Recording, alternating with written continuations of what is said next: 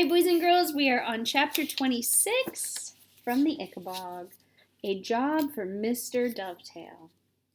Daisy had gone to school, and Mr. Dovetail was busy in his workshop the next morning when Major Roach knocked on the carpenter's door. Mr. Dovetail knew Roach as the man who lived in his old house and who'd replaced Major Beamish as head of the Royal Guard. The carpenter invited Roach inside, but the Major declined. "We've got an urgent job for you at the palace, Dovetail," he said. "A shaft on the king's carriage has broken, and he needs it tomorrow." "Already?" said Dovetail. "I only mended that last month." "It was kicked," said Major Roach, "by one of the carriage horses. Will you come?" "Of course," said Mr. Dovetail, who was hardly likely to turn down a job from the king. So he locked up his workshop and followed Roach through the sunlit streets of the city within the city, talking of this and that until they reached the part of the royal stables where the carriages were kept.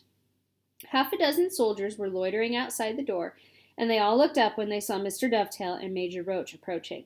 One soldier had an empty flour sack in his hands, and another a length of rope.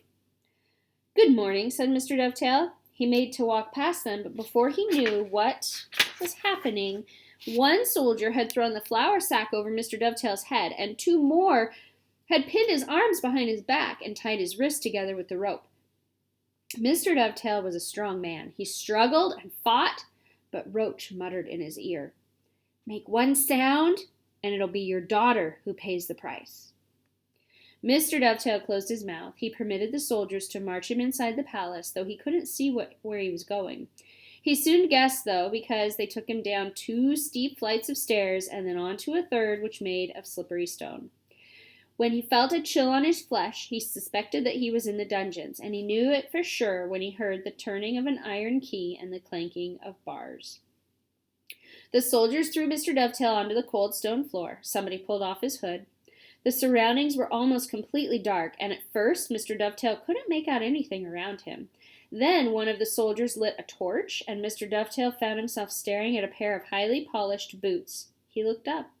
Standing over him was the smiling Lord Spittleworth. "Good morning, Dovetail," said Spittleworth. "I have a little job for you. If you do it well, you'll be home with your daughter before you know it. Refuse, or do a poor job, and you'll never see her again. Do we understand each other?"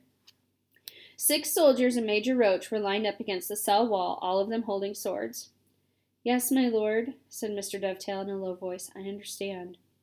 "Excellent," said Spittleworth. Moving aside, he revealed an enormous piece of wood, a section of a fallen tree as big as a pony.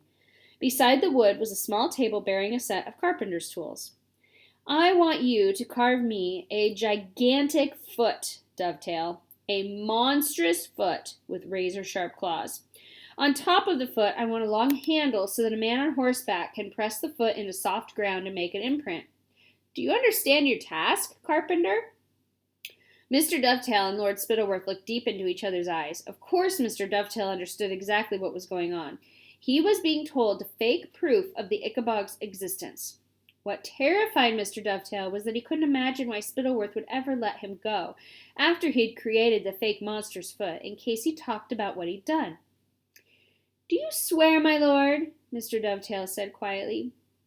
"Do you swear that if I do this, my daughter won't be harmed, and then I'll be permitted to go home to her?" "Of course, Dovetail," said Spittleworth lightly, already moving to the door of the cell. "The quicker you complete the task, the sooner you'll see your daughter again. Now, every night we'll collect these tools from you, and every morning they'll be brought back to you, because we can't have prisoners keeping the means to dig themselves out, can we? Good luck, Dovetail, and work hard. I look forward to seeing my foot." And with that, Roach cut the rope binding Mr. Dovetail's wrists and rammed the torch he was carrying into a bracket on the wall. Then Spittleworth, Roach, and the other soldiers left the cell. The iron door closed with a clang, and a key turned in the lock, and Mr. Dovetail was left alone with the enormous piece of wood, his chisels, and his knives. And that is the end of chapter 26. The next chapter is called Kidnapped. See you next time.